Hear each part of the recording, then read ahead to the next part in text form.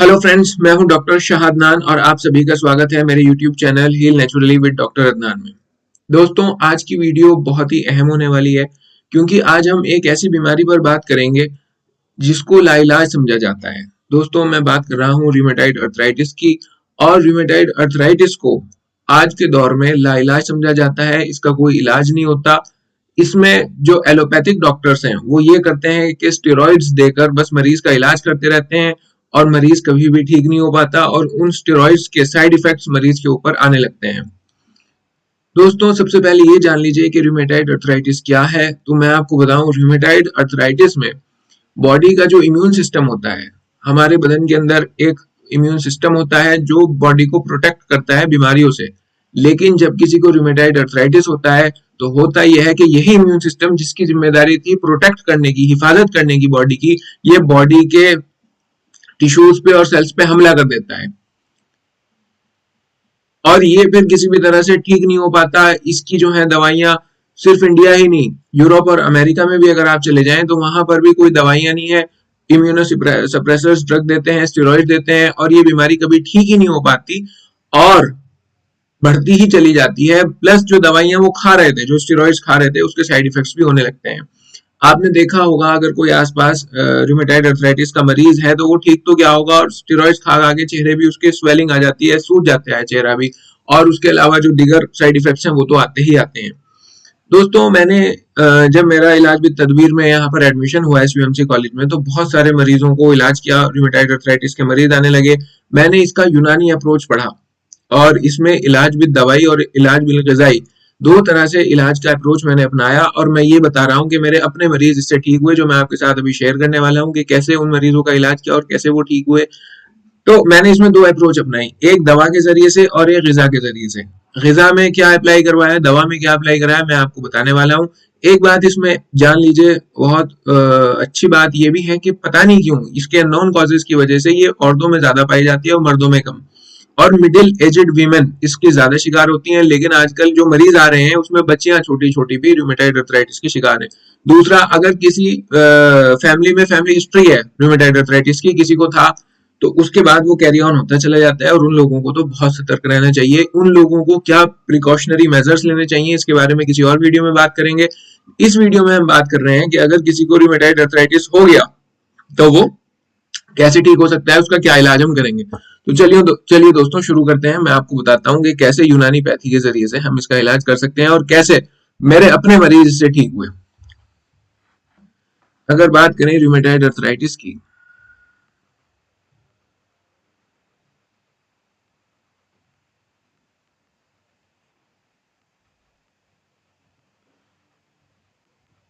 तो यूनानी पैथी के अंदर इसे कहा जाता है वजह उल मफासिल बलगमी।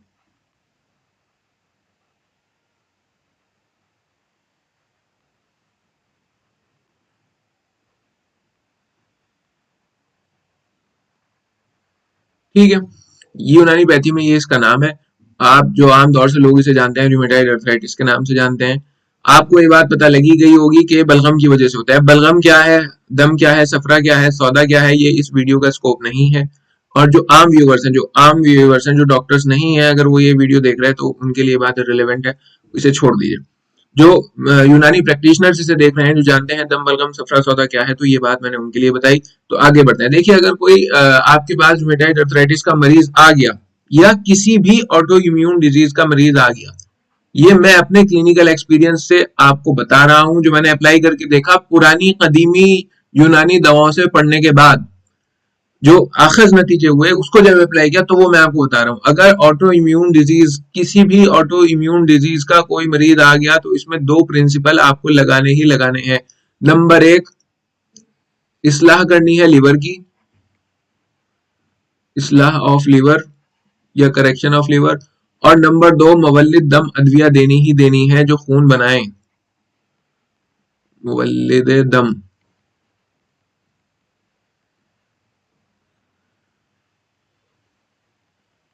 जो आम व्यूवर्स हैं वो भी सुन ले। देखिए, इस्लाह लीवर की करने के लिए और मुवल्लिद दम अदविया के लिए, ये अब इलाज आपका शुरू हो गया। इसके लिए आप ले सकते हैं अर्क मको और अर्क कासनी। हमदर्द कंपनी की ले लें तो ज्यादा बेहतर है, मुझे पर्सनली हमदर्द कंपनी पसंद है। इसमें आप इसे बराबर मात्रा में ले लीजिए, 250 ml मान लीजिए आपने ये लिया और 250 ml आपने ये लिया, इसे मिला के एक शीशी में कर लीजिएगा और खाली पेट इसका तकरीबन 30 से 40 ml खाली पेट सुबह शाम आपको लेना है।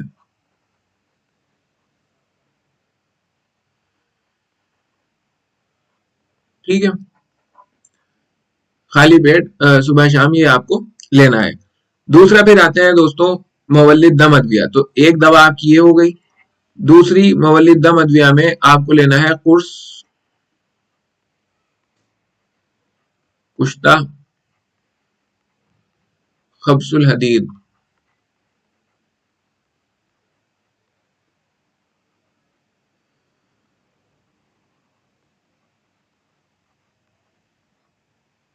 ये आप दो दो गोली सुबह शाम ले लीजिएगा खाना खाने के बाद। अब जितनी भी दवाइयां हैं वो खाना खाने के बाद ही है।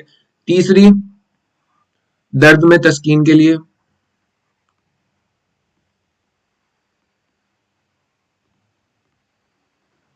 इसमें आप लीजिए हब्बे सुरंजान,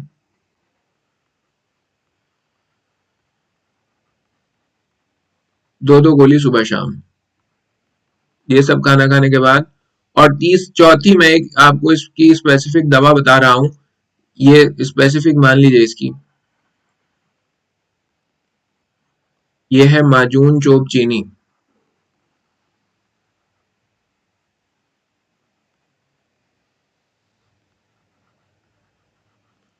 माजून चोप चीनी 5-5 ग्राम सुबह शाम।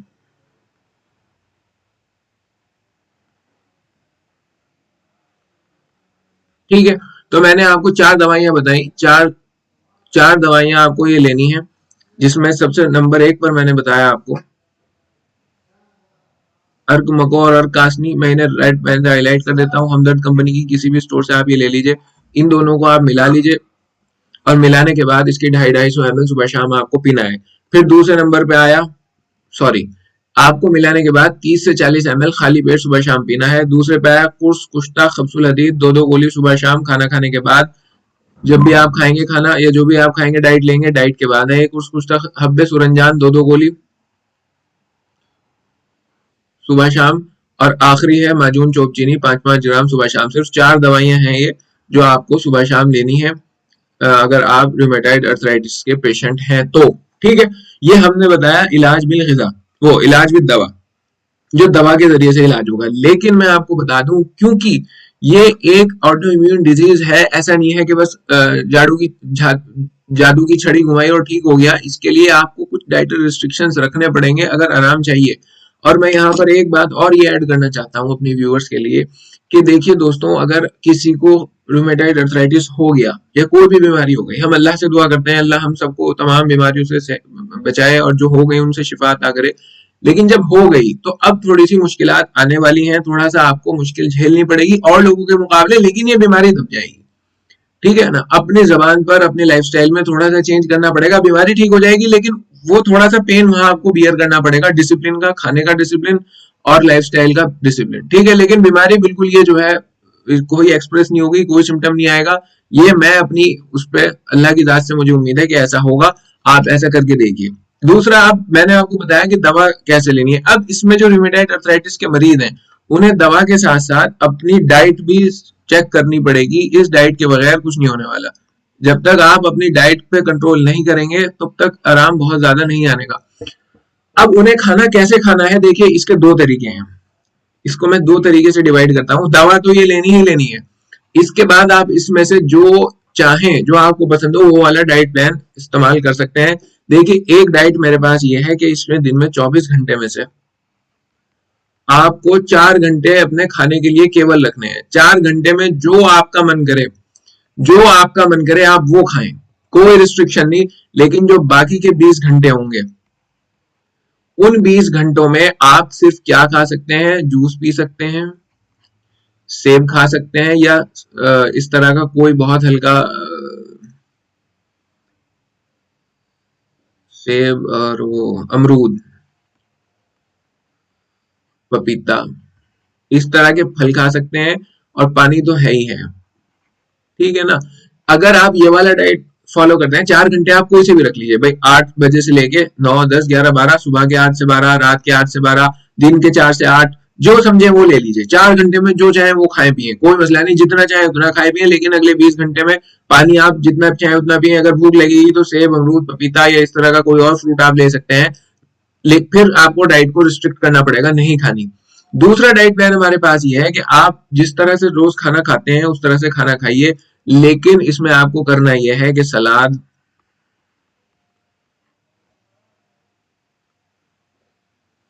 हरी सब्जी,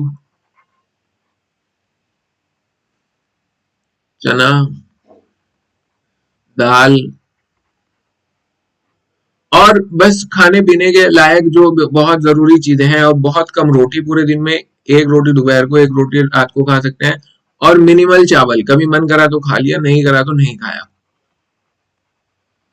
फ्रूट्स इसमें है ही हैं, जितने चाहे आप फ्रूट्स इसमें भी उतने ले सकते हैं, ठीक है।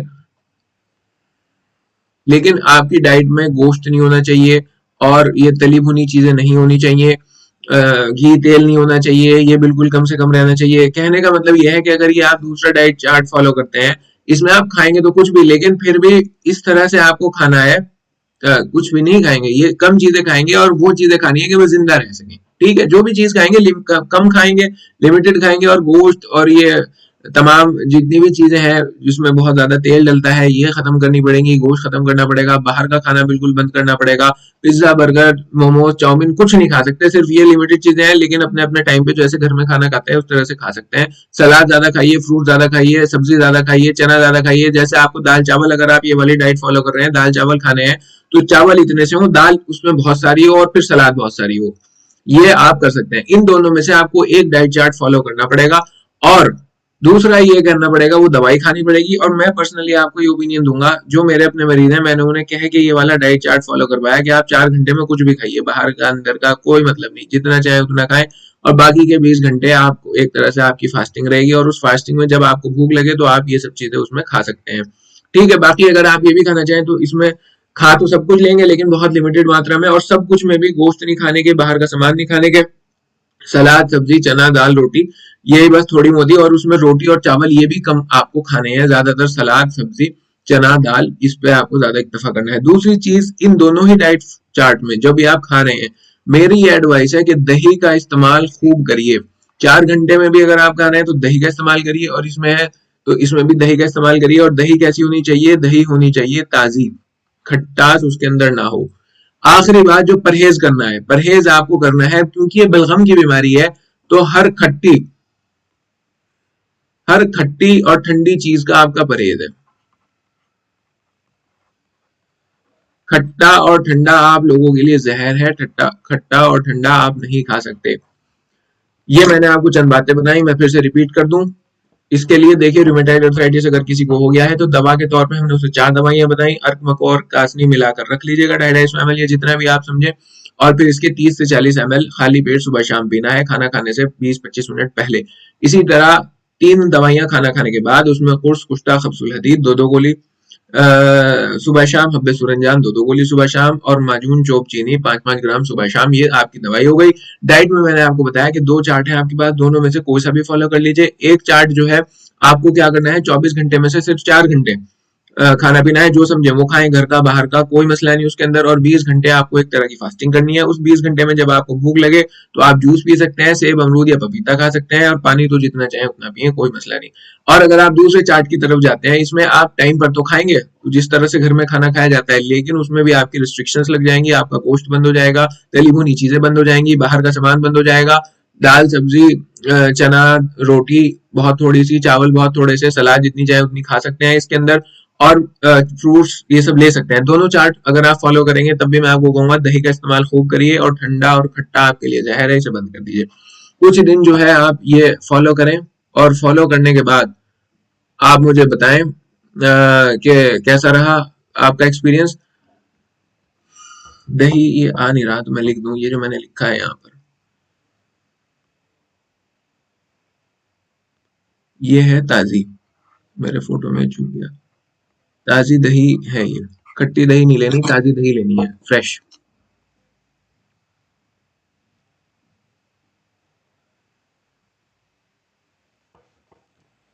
दोस्तों ये रिमेटॉइड अर्थराइटिस का मैंने आपको पूरा एक तरह से इलाज बताया, और मैं आपको ये भी बता दूं कि मेरे पास कानपुर से मरीज आई और इलाहाबाद के कई लोकल मरीज मेरे पास थे, और मैंने उनको ये दोनों तरह से इलाज करा, और अल्हम्दुलिल्लाह उनका रूमेटाइड अर्थराइटिस फैक्टर जो 100 के पार था वो बिल्कुल नॉर्मल आ गया विद इन 1 मंथ। 1 मंथ के अंदर अंदर उनके सिम्टम रिलीव हो गए, और जो वो स्टेरॉइड्स खा रहे थे वो सब बंद हो गए।